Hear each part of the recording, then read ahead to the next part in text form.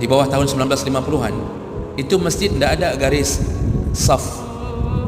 Ini saya baca ni, tidak ada garis saf.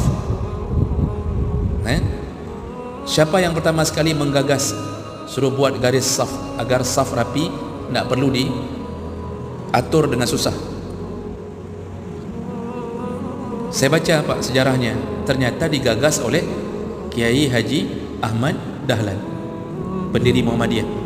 Dia yang menggagas mandu masjid pegang garis supaya jadi garis saf. Jadi orang kalau safnya tidak perlu diatur-atur, tidak perlu berdiri saja di garis itu. Garis itu digagas, maka pahala itu besar sekali didapatkan oleh orang yang membuat kebaikan. Bayangkan Bapak Ibu yang Allah muliakan, begitulah keadaan orang-orang yang berbuat baik.